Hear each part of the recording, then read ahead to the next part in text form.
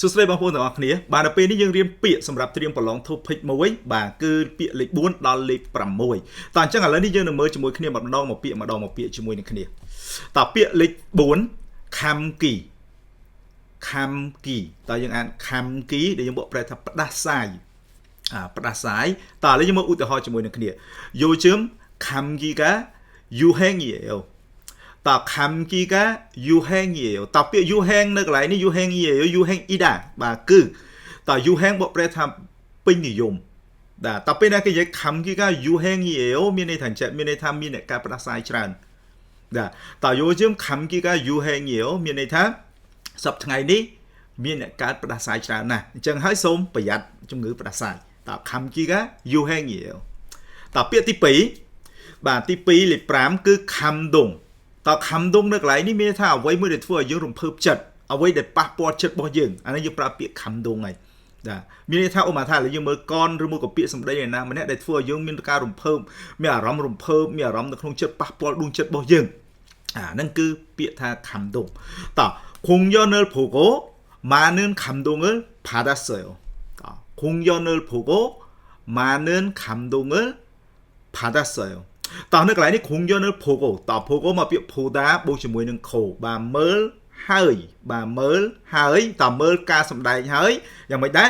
많은 감동을 받았어요 តើ 많은 នៅកន្លែងមកពាក្យ 많다 បូកមួយ 은 បាទដូចដែលយើងនិយាយយើងប្រើ 은 មានថាម៉េចបញ្ជាក់ន័យឲ្យនាមដែលនៅខាងក្រោយហ្នឹង 감동 នេះតើការប៉ះពាល់ចិត្តយ៉ាងខ្លាំងជាច្រើនក៏បានយ៉ាងខ្លាំងក៏បានដែរតើ 받았어요 បាទ 받았어요 នៅកន្លែងនេះមកពាក្យ 받다 ទទួលអញ្ចឹងទម្រង់អតីតកាលបានទទួលតែមានថាក្រោយពេលខ្ញុំមើលការសម្ដែងរួចខ្ញុំបានទទួលការប៉ះពាល់ផ្លូវចិត្តខ្លាំងមែនតើបាទខ្ញុំបានទទួលការប៉ះពាល់ចិត្តខ្លាំងមែនតើតើ 공연을 보고 많은 감동을 받았어요 តើដោយពួកយើងអាចសាកល្បងបានឧទាហរណ៍ថាជនជាតិកូរ៉េគេបបួលយើងទៅមើលការសម្ដែងមកថា musical ឬមួយក៏មើលអីចឹងណាមើល 공연 មើលអីចឹងពេលដែលយើងមើលហើយយើងអាចប្រើប្រយោគនេះបានតើ 공연을 보고 많은 감동을 받았어요 តើហើយនៅពាក្យចុងក្រោយរបស់យើងលេខ6 ខាប់បាទខាប់ខាប់នៅកន្លែងនេះដូចពាក្យលេខមុនអញ្ចឹងបាទដូចខាចុកជាងតម្លៃបាទដូចគ្នាអញ្ចឹងខាប់បាទតម្លៃឧទាហរណ៍តើ 과일 값이 너무 비싸요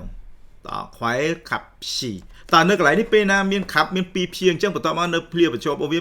ចាប់ផ្ដើមដោយ អ៊ីអឹងដែលហៅថាពាក្យដែលចាប់ផ្ដើមដោយស្រៈអញ្ចឹង short គឺយើងត្រូវអានភ្ជាប់នៅពាក្យខាងក្រោយតើ 값이តើ 과일 값이 너무 비싸요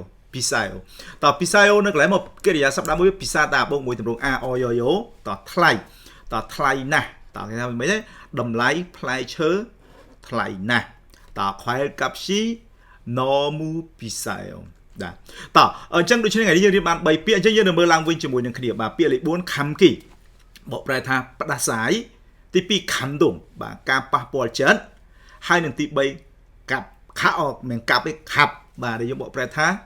តម្លៃបាទអញ្ចឹងសង្ឃឹមថាបងប្អូនទាំងអស់គ្នាថ្ងៃនេះបាទយើងមិនទិញពាក្យអីផ្សេងទៀតទេយើងធ្វើមិនទិញ3ពាក្យនឹងឲ្យចាំបាទយើងទិញ3ពាក្យនឹងចាំថ្ងៃបន្ទាប់យើងនឹងរៀនបន្តទៀតបាទអញ្ចឹងអរគុណច្រើនមែនតើបាទហើយយើងនឹងជួបគ្នានៅវីដេអូក្រោយបន្តទៀតបាយបាយ